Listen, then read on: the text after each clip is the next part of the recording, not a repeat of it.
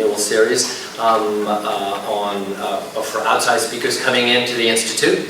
The Institute is kind of the international porthole for Sophia University, and we have always an exciting range of scholars coming in, giving talks. All of our talks are open and all of our talks are free, so if there's ever a time you see something, please feel free to come on in. We will put you on the mailing list if you'd like, just to see what other talks are coming up. Today's event is a little bit different. Bettina is one of the most active members of the Institute, and organizing everything from the very small 3-4 person kenkyukai, reading old text that nobody else reads, to some of the largest and most successful events we've had here. In particular, I'm thinking back on 2013 when we had almost 250 people for the Women Network conference that came out with a publication from that. So we're continually trying to attract cutting-edge scholarship, whether it's hugely popular or whether it's still fermenting. Given Bettina's background, I was not surprised that she's the one to bring digital humanities here to us. Digital humanities, as everyone kind of knows, is something that is invigorating the humanities in a time when both funding and student interest is challenging. But it also, and I think is very clear today, brings very diverse scholars from different kinds of areas into dialogue that we don't usually have. And that's, for me, one of the always most exciting things that the Institute can do, and I'm especially gratified that Bettina is the one bringing it too. I know a lot of us don't know each other. We all are kind of FOB, friends of Bettina, in some way. So I look forward to having a chance to meet you all during the breaks and the lunch and the reception. And I'd just like to welcome you to Sophia University.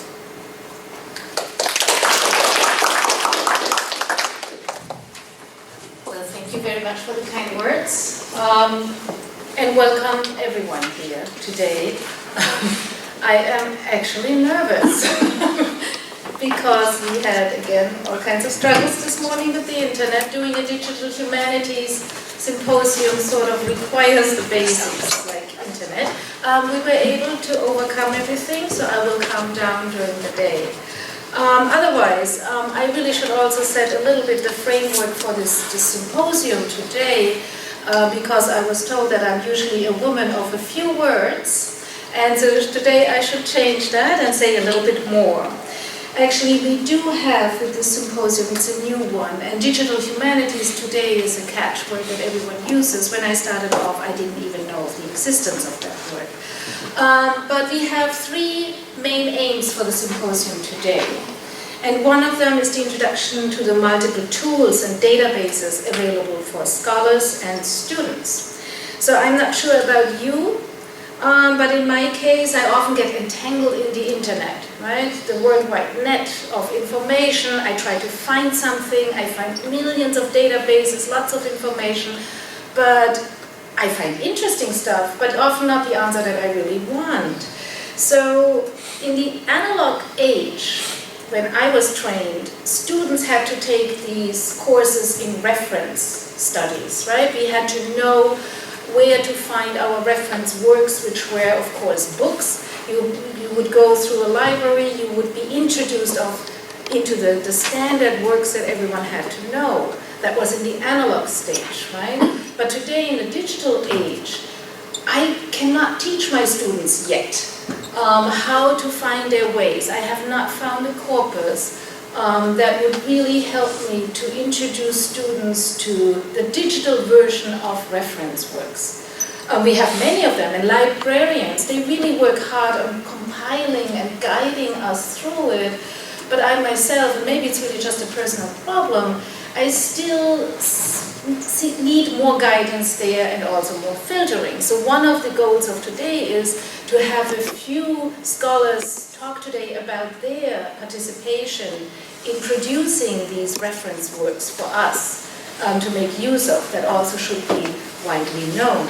Another purpose of our symposium today is the introduction to methods, how to include digital humanities in the classroom. Right? I mean, I've been working with it and it's fun in research, but how can we now bring this intelligently and also academically sound into the classroom? And again, here we do have specialists today giving presentations who have been working with that in the classroom. And hopefully we all get some ideas of what to do with that as instructors and educators. I myself will start a DH course in April. The title says Digital Humanities.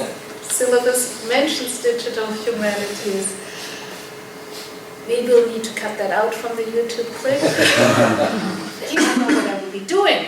But it is about the 19th century because it's the 150th year of the major restoration and it makes sense to look at it, right? So it will be something new and I hope that the students will basically guide me along while I try to do my best on my side. The third purpose is the great benefits of digital humanities, coming up with new research questions. So while the first two are maybe more for us as educators and teachers, in the classroom use overall, the third purpose is really just for us as hardcore researchers, right? So what do we do? What is the benefit of digital humanities? What are the new research questions that arise from using that? And do they really take us along or they just supply some gadgets that are fun to look at? I truly enjoy my little bubbles that we can create with my database, but I also hope, of course, that they will be of some purpose and creating new questions.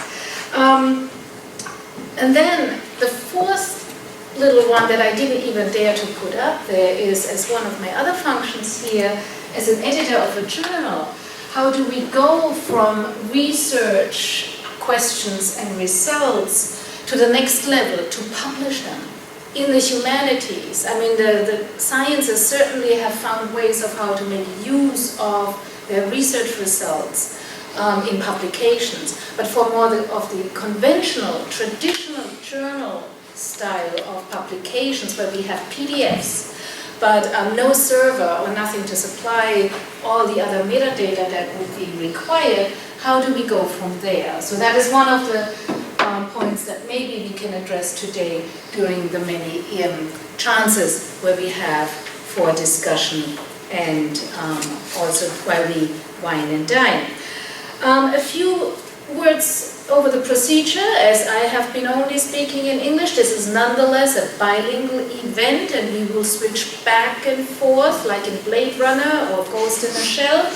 We are not going to offer translation, or we are not going to do that. I will be one of the leading persons for the Q&A, and I will also introduce, of course, our speakers, but I also have Professor Hashimoto here, who's also going to do in Japanese. But we are not saying the same thing.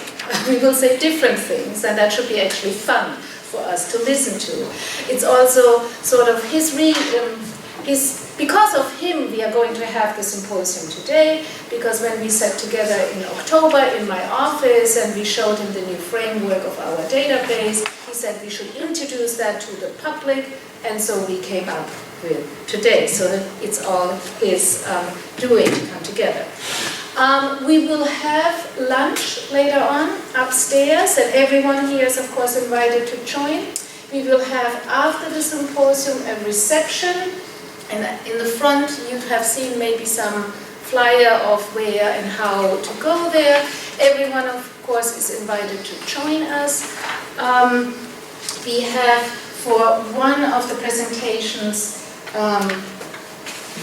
a summary. So for those who are interested, we will mention it later when it comes to that point. So please also feel free to get that. Otherwise, I think most of the contributions here will be easy to understand, whether they're in English or in Japanese. The speakers have about 25 to 30 minutes each, and followed by Q&A with short breaks in between, but there should be still enough time for discussion, and I hope really that we have enough time for that. I should also thank, I should never forget that, and I have to do that in the very beginning, that of course the Institute of Comparative Culture, who have been so wonderful in always supporting my fun events and different ideas that I have, sometimes sort of impossible, like having an event after the budget officially closed in an academic institution in Japan. It's impossible usually to do, but nonetheless the director and also Higashi Ura-san, who is in the background really preparing all our things, and also, you know, we will be nourished with all the food later on that she provided. Then we have, of course, various team members, and I'll introduce them later on. But now, with not much further ado, I should hand over my mic to the other moderator. So please, a few words before we start with the じゃあ私の方から日本語でご挨拶させていただきます。なんかみんなほっとしてきてほっとした顔が見えますね。今日のこのイベントを催すきっかけになったのは、今先生からご説明あったように、今年の何月ですか？去年の何月ですかね。10月に上智大学にちょっとの先生の親にお願いさせていただいて、発表されるボブンさんが開発されていたデータベースを見せていただいて、それに非常によくできたデータベースだなと感じたのですが、ぜひこれは日本の人々にそして国際的にも発信して、しっかりとこういうデジタルヒューマニティーズの活動をしているよということを伝えるべきだというふうにお話ししたんですね。そういったきっかけで今回こういうイベントにつながったわけですけども、私の方はほとんどそんなに準備はできていなくてですね、もう先生の方が借りてございますので、あんまり、こういう機会でデジタルヒューマニティーズは人文情報学という、分野自体はだんだん日本の人文学の中でも、少しずつ聞くようにはなってきたと思うんですが、まだまだこういう機会ってないと思いますので、ぜひ今日はしかも国際イベントでございますから、いろいろなこれを機会にコミュニケーションをとって、人脈をつなげていけたらなと、考えております。それでは、どうぞよろしくお願いいたします。